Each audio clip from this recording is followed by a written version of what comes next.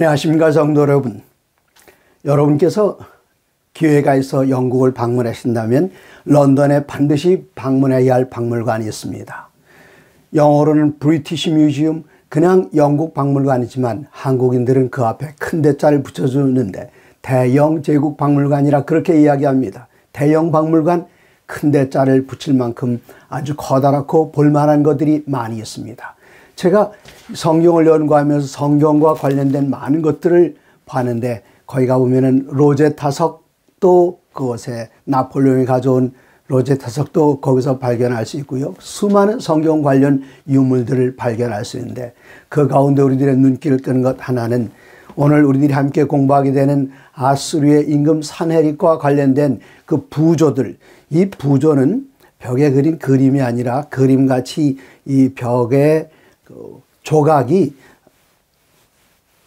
입체적으로 되어 있다면은 물론 부조도 입체적으로 되어 있습니다만 한 벽면에 새겨놓은 것을 부조라고 합니다. 영어로 릴리프라고 합니다. 그 부조에 보면 산헤립이 여러 나라를 정복하고 적군의 포로들 끌어오고 전리품들을 가져오고 하는 그런 장면들이 여러 개를 그곳에 갖다 놨습니다. 그러나 이 산헤립의 아수르도 얼마 못 가서 멸망하고 맙니다. 바벨론 이전에 중동을 한 손안에 집어넣고 그 지역을 오리엔트를 처음으로 통일을 했던 이 아스리아도 그렇게 끝나게 되는데 오늘은 아수르의 멸망이라는 아수르의 패망이라는 제목으로 이사야서를 공부하는 일곱 번째 시간을 여러분과 함께 나누겠습니다. 성경 이사야서 36장 1절입니다. 히스기야 왕 14년에 아수르 왕 산헤립이 올라와서 유다의 모든 견고한 성을 쳐서 취하니라. 기원전 705년에 아수르의 임금 산헤립 그 이전의 임금 사르곤 2세가 전쟁터에 나가서 사망했습니다. 강한 임금이 죽게 되고 그 지역을 그 주의 나라들을 공격해서 다 무너뜨렸던 그 나라의 탁월한 왕이 죽으면 그 주의 나라들이 이제 눈치를 보고 있다가 일어나려고 합니다. 이제 마침내 기원전 705년에 사르곤 2세가 죽었는데 그 죽기 이전부터 그 주위에 있던 나라들이 반란을 일으키기 시작하는데 그 중에 한 나라가 바로 유다 나라였습니다.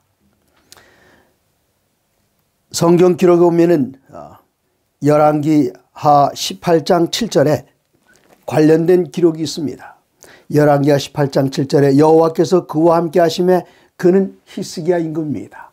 히스기야 임금 아버지는 아하스 악한 임금이었습니다. 아수리의 조공을 갖다 바치고 이스라엘이 멸망하고 마침내 멸망하기 직전에 이스라엘이 그 옆에 있는 아람과 연합해서 유대를 공격하려고 할 때 유대는 그 당시의 임금은 아하스였습니다. 아하스는 조공을 아수리에 바쳐서 이스라엘을 공격하게 하고 그러나 아수르는 이스라엘만 공격하는 것이 아니라 유다도 공격을 해서 곤경에 빠뜨렸습니다. 이 악한 임금 아하스의 아들이 신기하게도 아버지는 악했는데 아들은 선한 임금 히스기야 임금입니다. 여기 히스기야 임금 그가 왕이 되자마자 개혁을 일으켰습니다. 하나님께서 그와 함께 하셨습니다. 그러므로 열왕기하 18장 7절에는 여호와께서 그와 함께 하심에 그가 어디로 가든지 형통하더라.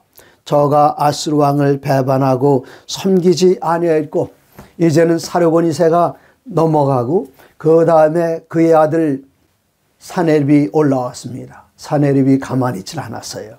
아버지가 돌아가시자마자 반란이 일어날 때에 배반하는 그 나라들을 정복하는 전쟁에 나갑니다. 13절에 보시면 히스기야 왕 제14년에 아수르의 왕 산헤립이 올라와서 유다 모든 견고한 성읍들을 쳐서 점령하며 그가 하나님께서 함께 하셨고 또 그의 나라를 부강하게 애썼지만 아수르와 대항할 정도는 아니었습니다. 히스기야는 지혜로운 임금이었습니다. 이 나라가 초토화되기 전에 어떤 방법을 사용할 수 있을까 생각한 나머지 그는 아수르에 사신을 보냈습니다. 그리고 14절에는 유다의 왕 히스기야가 라기스로 사람을 보내어 아수르 왕에게 이르되 내가 범죄하나이다. 벌써 아수르의 산헤립이 유다 나라의 남동쪽에 있는 라기스까지 왔습니다. 예루살렘까지는 43km밖에 안 됩니다. 여기 예루살렘을 점령하기 전에 먼저 사람을 보내서 빌었습니다. 14절 유다왕 히스기야가 라기스로 사람을 보내어 아스루 왕에게 이르되 내가 범죄하였나이다. 나를 떠나 돌아가소서. 왕인에게 지으시는 것을 내가 당하리다 하였더니 아스루 왕이 곧 은 300달란트와 금 30달란트를 정하여 유다왕 히스기야에게 내게 한지라. 꼼짝없이 당하게 되었습니다. 어떻게 금 30달란트, 은 300달란트가 하루아침에 나옵니까? 그는 궁여지책으로 15절 히스기야가 이에 여호와의 성전과 왕국 곳간에 있는 은을 다 주었고 또 그때에 유다왕 히스기야가 여호와의 성전 문에 금과 자기가 모든 기둥에 핀 금을 벗겨 모두 아스루 왕에게 보냈지만 이 아스루의 임금은 거기서 만족하지 않았습니다. 계속해 쳐내려왔습니다. 이제 역대하 32장 2절을 보시면 그 당시의 상황에 대해서 이렇게 설명합니다. 32장 2절 히스기야가 사네립이 예루살렘을 치러 온 것을 보고 이제 라기스에서 예루살렘 쪽으로 오고 있습니다. 온 것을 보고 히스기야가 사네립이 예루살렘에 치러 온 것을 보고 그의 방백들과 용사들과 더불어 의논하고 성 밖의 모든 물 근원을 막고자 하며 그들을 돕더라. 지금 예루살렘 성이 있고 그 예루살렘 성 동쪽에는 골짜기가 하나 있습니다. 그 골짜기를 기드론 골짜기라고 합니다. 기드론 골짜기를 바로 건너서면은 거기에 예수님께서 기도하시던 겟세마네 동산이 있고 겟세마네 동산 그 뒤쪽에 예수님께서 승천하신 곳이 아주 가까이 있습니다. 베다니가 가까이 있습니다. 그런데 이 기드론 골짜기에 물이 항상 있는 게 아니고 그 위에 예루살렘 성 동편에 있는 기온샘에서 물이 흘러내리는데 그 물이 흘러서 기드론 골짜기로 내려가는데 지금 아수르 군대가 오면은 그 물을 사용하게 됩니다. 그래서 4절에 이에 백성이 많이 모여 모든 물 근원과 땅으로 흘러가는 시내를 막고 이르되 어찌 아수르 왕들이 와서 많은 물을 얻게 하리요. 히스기야가 힘을 내어 무너진 성벽을 보수하되 망대까지 높이 쌓고 또 요성을 쌓고 다윗성의 밀로를 견고하고 무기와 방패를 많이 만들고 군대 지휘관들을 세워 백성을 거느리게 하고 이렇게 했습니다. 지금 이 기온샘은 예루살렘 성 밖에 있습니다. 그러면 어떻게 하면 이 샘물을 안으로 가지고 들어올 수 있을까요? 여러분 어떻게 있는 샘물을 옮길 수가 있겠습니까? 그러나 한 가지 방법이 있습니다. 성 안으로 기온샘을 가지고 오는 방법은 무엇인가 하면 이 성을 바깥으로 싸서 기온샘 바깥쪽으로 쌓게 되면 예루살렘 성 안으로 들어오는 것 아닙니까? 그들은 그렇게 했습니다. 그래서 이 성을 좀 더 넓혀서 기온샘 바깥쪽까지 성벽을 넓혔고 그리고 기온샘에서 아래로 내려가면서 옛날 여부스 족속이 이 물길을 만들었던 것을 확장해 가지고 이 물을 안에서 얻을 수 있도록 바깥에서부터 물길을 파내려갔습니다. 그것이 바로 유명한 히스기야 터널이라고 합니다. 이 히스기야 터널에 대해서 그 뒤에 보시면은 32장입니다. 역대하 32장에 30절 이 히스기야가 또 기온의 윗샘물을 막아 그 아래로부터 다윗성 서쪽으로 곧게 끌어들였으니 히스기야가 그의 모든 일에 형통하였더라. 이 물을 그 안으로 끌어들였습니다. 그리고 바깥에서 쳐들어오는 아수르 군대는 이 물을 사용하지 못하게 하고 이 물을 안으로 끌어들여서 예루살렘 안에서는 물이 끊어지지 않게 되어 있습니다. 예루살렘 같은 고지에 포위를 하면은 주로 식량이 떨어져서 기근 때문에 사람들이 항복하고 나오고 물이 끊어져서 항복하고 나오지만 이제 이 히스기야 터널, 이 히스기야 터널을 통해서 물들이 잘 공급돼서 물 걱정은 하지 않아도 됐습니다. 그것을 지금도 볼 수 있는데 530m나 되는 아주 기다란 터널을 완공해 놨습니다. 그리고 32장 7절 너희는 마음을 강하게 하며 담대히 하고 아수르 왕과 그를 따르는 온 무리로 말미암아 두려워하지 말며 놀라지 말라. 우리와 함께 하시는 이가 그와 함께 하는 자보다 크니 그와 함께 하시는 자는 그와 함께하는 자는 육신의 팔이요 우리와 함께 하시는 이는 우리의 하나님 여호와시라. 반드시 우리를 도우시고 우리를 대신하여 싸우시리라 하며 백성이 유다 왕 히스기야의 말로 말미암아 안심하니라. 얼마나 아름답습니까? 그는 모든 준비를 다 갖췄습니다. 그리고 그것으로 자기가 준비해 놓은 것에 의지하지 않고 하나님을 의지하라고 백성들에게 요구합니다. 그들이 하나님을 전적으로 의지할 때에 하나님께서 어떻게 역사하시는가를 볼 수 있습니다. 가장 중요한 것은 위기의 때에 가장 중요한 것은 영적인 지도자를 갖는 것입니다. 그러므로 여러분 이 교회를 위해서 나라를 위해서 국가의 지도자들과 교회의 지도자들을 위해서 기도드리는 것은 매우 중요합니다. 여러분 기도하기를 쉬지 마시기 바랍니다.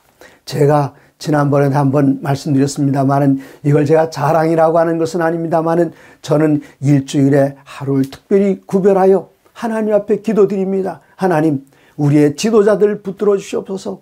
대총회의 지도자, 연합회의 지도자, 지혜의 지도자, 합회의 지도자, 일선교회의 지도자. 지도자들이 어떠한가에 따라서 그 교회가 어떻게 되고 지도자들이 어떠한가에 따라서 그 조직과 기관의 향방이 전혀 달라집니다. 그러므로 여러분 히스기야와 같은 영적인 지도자, 하나님을 두려워하고 인간을 두려워하지 않는 지도자를 달라고 또 우리들에게 주어진 지도자가 그렇게 되게 해달라고 기도하셔야 합니다. 다시 이사야서 36장 2절로 되돌아갑니다. 36장 2절에 보시면 아수르 왕이 라기스에서부터 랍사게를 예루살렘으로 보내되 대군을 거느리고 히스기야 왕에게로 가게 하며 그가 윤모 수도곁 세탁자의 발 및 밭 큰 길에 서서 이제 이야기합니다. 여기 랍사게는 사람의 이름이라기보다는 왕의 그 술잔을 맡은 관원입니다. 왕의 술잔을 맡은 관원은 어떤 사람인가 하면 왕이 가장 신이 많은 사람입니다. 기쁠 때도 술을 마시고 슬플 때도 뭐 일이 안 풀릴 때도 사람도 술을 마시는데 그때에 왕의 앞에 와서 왕을 편안하게 해주는 왕이 가장 신이 말 만한 사람이 이 술 맡은 관원장인데 이 랍사게는 술 맡은 관원장의 헤드, 네. 그들의 장이 되는 그 벼슬을 랍사게라고 했습니다. 그래서 전쟁에 나갈 때는 왕이 나가고 여기 총사령관이 있고 총사령관 군대 장관 밑에 있는 사람이 랍사게입니다. 굉장히 높은 사람입니다. 이 사람은 항상 왕을 즐겁게 해주는 사람이기 때문에 말도 잘했어요. 엔터테이너였습니다.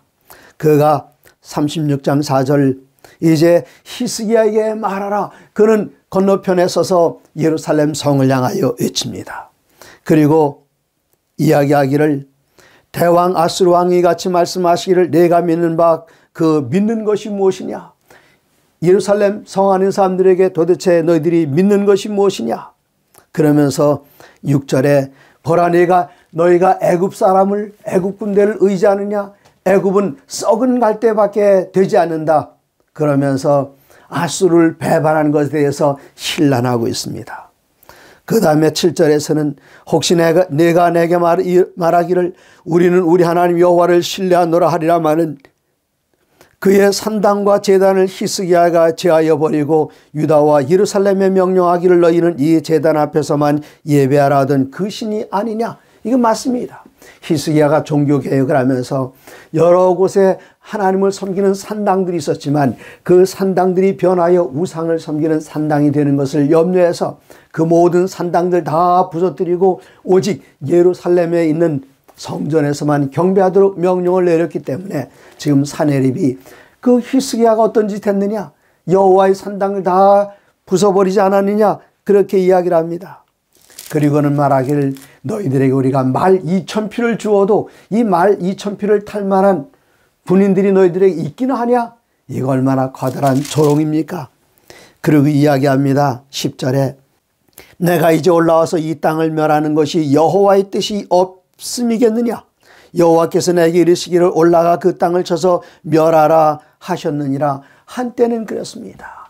이스라엘이 하나님을 거절하고 우상숭배에 빠질 때 하나님께서는 아수르를 이스라엘을 징계하는 몽둥이로 사용하셨습니다. 또 아하스 임금이 그랬을 때에 하나님께서는 아수르를 통해서 아하스 임금을 징계하는 데 사용하셨습니다. 그러나 이제는 아닙니다. 히스기야가 개혁해서 하나님으로 앞으로 돌아왔습니다. 이제는 아수르를 더 이상 하나님께서 사용하시는 징벌의 도구, 심판의 도구, 몽둥이로 더 이상 사용하지 않으십니다. 아수르가 자기의 분수를 알았어야만 합니다. 그리고 이제 좀 더 내려와서 18절에 보시면 혹시 히스기야가 너에게 이르기를 여호와께서 우리를 건지시리라 할지라도 속지 말라.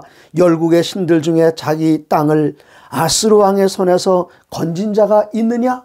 이거 하나님께 대한 도전입니다. 이젠 아수르가 망할 때가 됐다는 뜻입니다.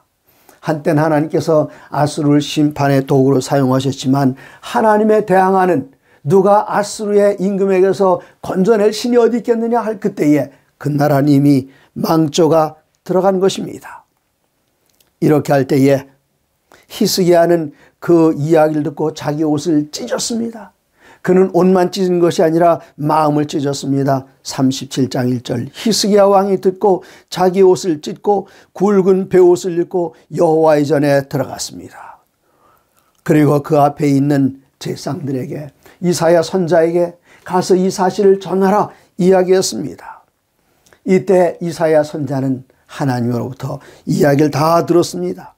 두려워하지 말라고 말씀하셨습니다. 6절에 이사야가 그들에게 이르되 너희는 너희 주에게 이렇게 말하라.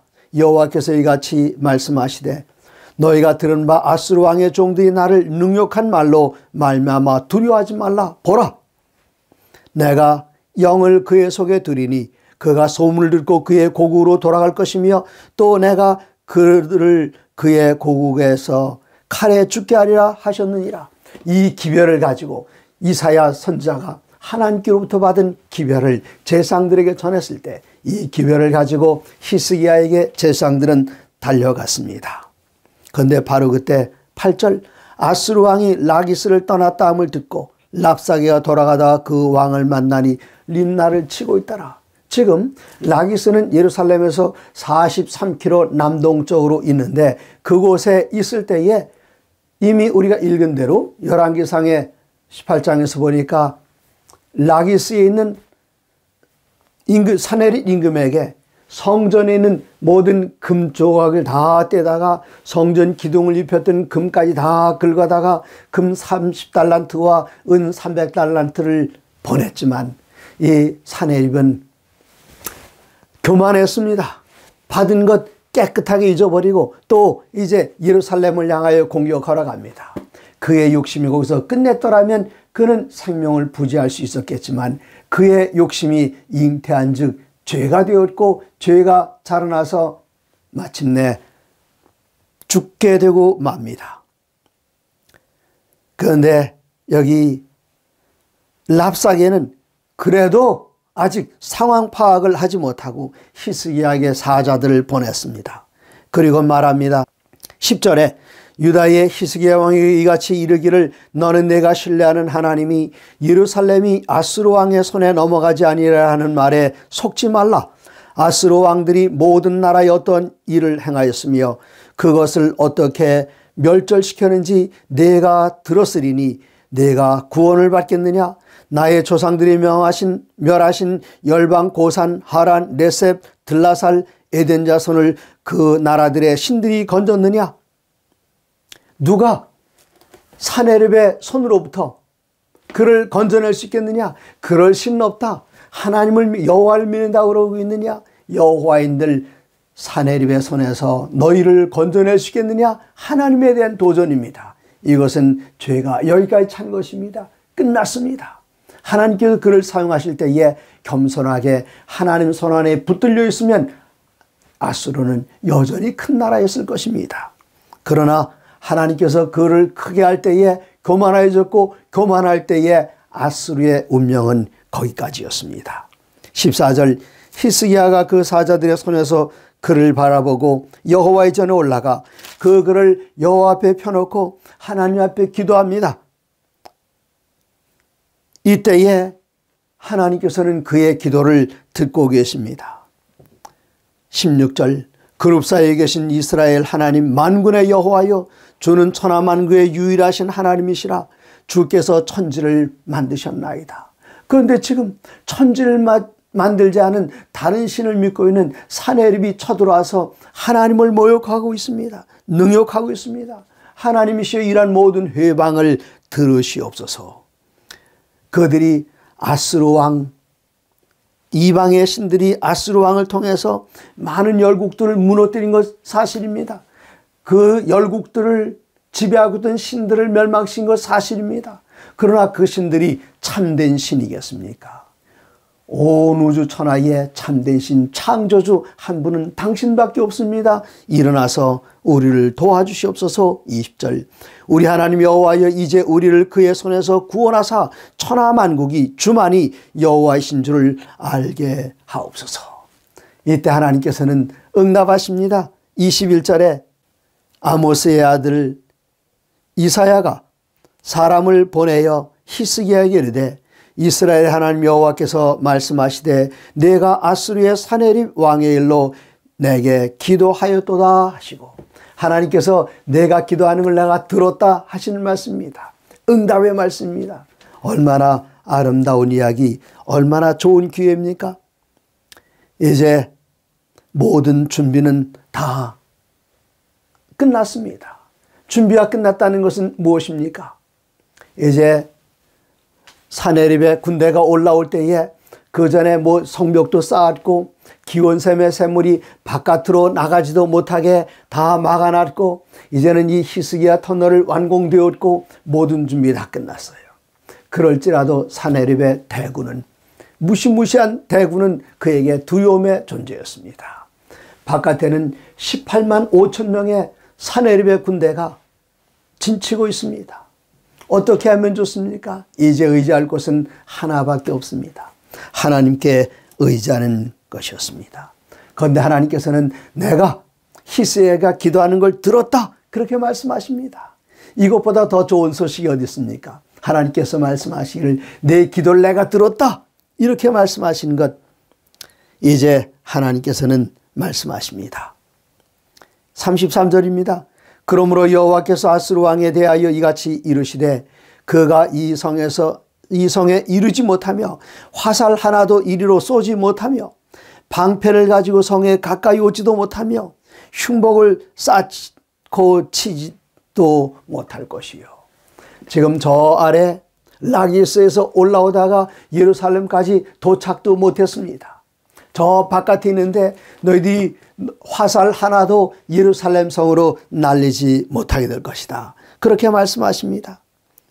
그리고는 37장 7절에서 말씀하신 것처럼 내가 내 영을 그의 속에 두리니 그가 소문을 듣고 그의 고국으로 돌아갈 것이며 또 내가 그를 그의 고국에서 칼에 죽게 하리라 하셨느니라. 어떤 일이 있었습니까? 그날 밤 하나님께서 천사의 군대를 보내신 것도 아니고 천사 하나를 보내셨습니다. 이사야 37장 36절 여호와의 사자가 나가서, 우리말에는 단수 복수의 개념이 분명하지 않습니다. 영어 성경으로 보니까 angel 하나입니다. angels 복수가 아니라 여호와의 사자 천사 하나가 나가서 어떤 일이 했는가? 아스루 진중에서 18만 5천인을 쳤으므로 아침 일찍이 나가본 즉 시체뿐이라 그 산에 18만 5천 명의 군사들이 기치를 버리고 예루살렘을 향하여 보무당당하게 와서 그 인구만 18만 5천 명으로 둘러싸도 손에 손잡고 하면은 예루살렘 성을 둘러싸고도 남을 것입니다. 그러나 그 군대를 천사 하나가 나가서 하룻밤 사이에 사내립의 군대 아수르의 18만 5천 명의 그 군대를 싹 쓸어버리고 말았습니다. 나가보니까 살아있는 병사는 없고 시체밖에 없었습니다. 이 사내립은 그가 전쟁에 나가서 승리했던 그 모습을 다 부조로 남겨놓는 일을 즐겨했고 역사적인 기록에 다 남겨놨습니다. 나라를 공격하여 칠 때마다 그 나라가 어떻게 망했는지, 포로들이 어떻게 붙들려오는지, 그 상대의 왕이 그 앞에서 어떻게 빌었는지 이걸 그림으로 부조로다 다 새겨놨는데, 무슨 부조는 없는가 하면 라기스를 포위했던 부조는 거기 릴리프는 있지만 예루살렘을 포위했던 그 그림은 남아있질 않습니다. 그리고 이 예루살렘에서 공격하러 가다가 어떻게 18만 5천 명이 죽게 되는지 이런 기록은 남아있지 않습니다. 모든 이 강대국들의 기록은 자기네들이 승리한 기록은 남겨놓지만 자기네들이 패배하고 당한 기록들은 남겨놓질 않습니다. 예루살렘에 대한 기록이 없는 것 바로 그 이유입니다. 히스기야에 대해 특별히 남길 게 없습니다. 망신스러운 일이기 때문에 그렇습니다. 그 다음엔 하나님께서 37장 7절에 예언하신 그의 고국으로 돌아갈 것이며 또 내가 그를 고국에서 칼에 죽게 하리라 하셨느니라. 어떻게 죽었는지 예언 성취가 37장 38절에 나옵니다. 이에 아수리의 사네립 왕이 떠나 돌아가서 니느웨에 거주하더니 자기 신 니스록의 신전에서 경배할 때에 그의 아들 아드람멜렉과 사레셀이 그를 칼로 죽이고 아라라 땅으로 도망하였으므로 그의 아들 에살하돈이 왕이 되니라. 자기 아들들에게 죽고 말았습니다. 그렇게 기세당당하던 하나님을 대적하는 사람들의 결말이 이렇습니다. 이제 38장으로 가면 그때라면 몇 년입니까? 히스기야 14년입니다. 히스기야 14년에 히스기야가 병들게 죽게 되었다 그랬습니다. 하나님께서는 그가 그냥 죽도록 내버려 두지 아니하시고 그가 죽음을 위해서 집안을 정리하고 준비할 수 있도록 이사야 선지자를 통해서 그의 죽음이 가까웠다는 소식을 알려줍니다. 죽게 되었다는 소식이 기쁜 소식일까요? 아니면 나쁜 소식일까요? 어쩌면 그가 진정으로 믿음의 사람이었다면 하나님께 너 죽게 되었다 그러시면은 제가 그냥 뱃속에서 적신으로 나와서 적신으로 갈 따름입니다. 제게 생명을 준 분도 주님이시오 취하신 분도 주님이시니 그동안 주의 은혜가 제게 족합니다. 감사합니다. 죽겠습니다. 그랬으면 얼마나 좋았겠습니다마는 그가 이렇게 기도합니다. 2절입니다. 히스기야가 얼굴을 벽으로 향하고 하나님 여호와께 기도하여 이르되 여호와여 구하오니 내가 주의 앞에서 진심과 전심으로 행하며 주의 목전에서 선하게 행한 것을 기억하옵소서 하고 심히 통곡하니 이 왕이 심히 통곡합니다. 그 하나님께서는 참 약하신 분입니다. 그 기도를 들어주십니다. 이때 히스기야가 하나님 감사합니다 하고 죽었으면 그의 아들 므낫세는 안 태어납니다. 므낫세가 안 태어나면 히스기야를 히브리서 11장에 보면은 그 이사야 선지자를 톱으로 켜서 죽인 이야기가 나오는데 바로 누가 죽였다고 이야기가 되는가 하면은 이때 태어난 아들입니다. 하나님께서는 그래 알았다 알았어 15년 더 살게 해주겠다 그렇게 말씀하셨습니다. 히스기야가 29년을 통치했는데 15년을 빼면은 몇이 남죠? 14년입니다. 14년이면 히스기야 14년이면 언제입니까? 바로 37장에 나왔던 사네립과의 전쟁 바로 그 해입니다. 그런데 전쟁 전일까요? 후일까요? 여기 하나님의 약속을 보면 전쟁 전이란 사실을 알게 됩니다.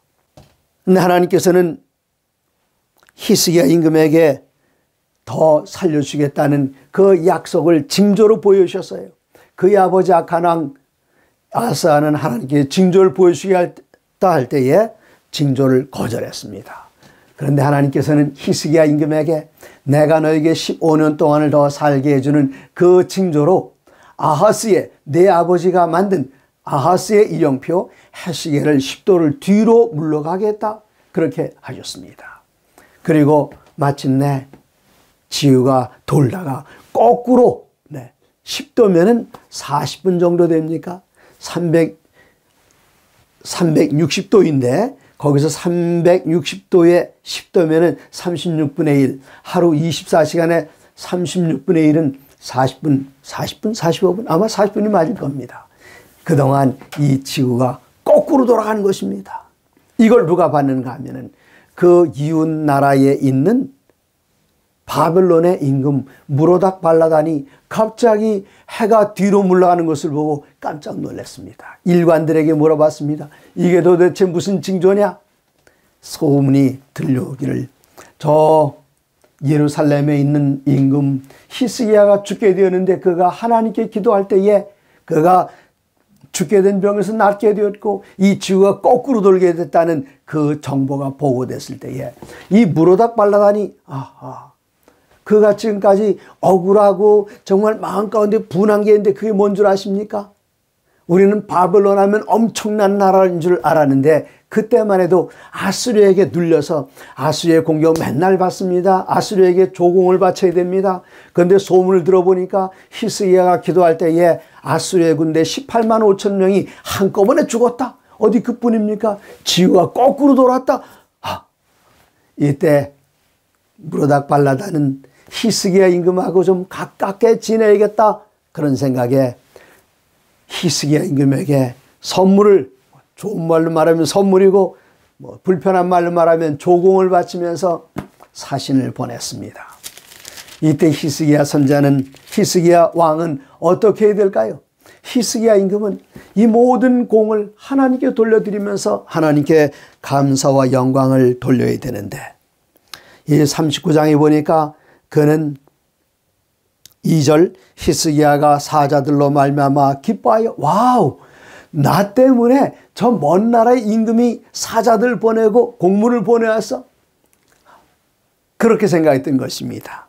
히스기야가 사자들로 말미암아 기뻐하여 그들에게 보물 창고 곧 은, 금과 향료와 보배로운 기름과 모든 무기고에 있는 것을 다 보여주었으니 히스기야가 궁중의 소유와 전 국내의 소유를 보이지 않은 것이 없더라. 그리고 뭐라고 말한 줄 아십니까? 이사야 선자가 와서 사람들이 왔죠. 어디서 왔습니까? 내 아주 먼 곳에서 제 소문 듣고 왔습니다. 지금 그렇게 얘기를 해요. 3절에 보니까 원방 곧 바벨론에서 내게 왔나이다. 내게 왔나이다. 이러면 안 되는데요. 4절입니다. 이사야가 이르되 그들이 왕의 궁전에서 무엇을 보였나이까 하니 히스기야가 대답하되 그들이, 그다음 뭐라고 말했는지 여러분 성경 펴서 직접 보십시오. 그들이 내 궁전에 있는 것을 다 보았나이다. 내 창고에 있는 것으로 보이지 아니한 보물이 하나도 없나이다. 이때 어떻게 해야 되죠? 모든 영광 하나님께 돌려야 되는데 그렇게 하지 못했습니다. 그때 그가 죽지 않고 살아있었기 때문에 어떤 일이 있었는가 하면 바로 이어서 사네립의 군대가 쳐들어왔습니다. 같은 해 히스기야 14년에. 그리고 그가 하나님께 영광을 돌리지 않았기 때문에 5절 이후에 나오는 것처럼 나중에 바벨론 군대가 들어와서 느부갓네살이 들어와서 여기 있는 보물들 다 가져갑니다. 다 가져가요. 어떤 보물들입니까? 남겨놓은 보물들인데, 남겨놓았다면 무슨 말이죠? 사네립이 들어왔을 때에 열왕기하 18장에서 본 것처럼 하나님의 성전에 있는 금, 은, 기명들 갖다 바치고, 그리고 하나님의 성전에 있는 그 기둥에 있는 금까지 다 베껴서 주고, 남은 보물들이 아직 있었어요. 그것도 아주 풍성하게 있었습니다. 이것들은 바벨론이 나중에 다 가져갔습니다. 그러므로 하나님께서 우리가 연약했을 때 우린 기도드립니다. 하나님 도와주세요. 그러면 하나님께서 우리를 도와주십니다. 그때 우리의 믿음과 함께, 내적인 믿음과 함께 외적인 다른 것들도 성장합니다. 부유하게 됩니다. 명성이 높아지게 됩니다. 이런 때에 내가 명성이 높아지고 부유하게 되는 것을 나 자신의 공으로 돌리고 교만하게 되면 하나님께서 또 그를 낮추시게 됩니다. 이런 교훈을 우리는 배워야 됩니다. 옛날 왕들의 교훈에 대해서 성경에 기록된 출애굽의 역사를 통해서 그들이 불평할 때에 입을 닫아야만 했습니다. 하나님께 축복했을 때의 감사, 그리고 어려운 일이 있을 때에 그 어려움을 극복할 수 있도록 기도, 그 기도 드리고 그들이 잘 될 때에 이때에 넘어질까 조심해야 됩니다. 오늘 우리들은 사네립의 경험에서 배웠고 히스기야의 경험에서 배웠습니다. 그들의 경험으로부터 우리가 배우지 못한다면 우리는 미련한 백성입니다. 하나님의 거룩한 말씀을 읽고 보시면서 그들로부터 교훈을 배워서 하나님 앞에서 온전히 서시고 서 있을 때 넘어질까 조심하면서 우리 주님의 인도하시는 발걸음을 따라서 저 영원한 하늘을 향해 힘차게 매진하는 모든 성도님들 되시기를 간절히 바랍니다. 하나님의 기록된 모든 말씀으로 사시기 바랍니다.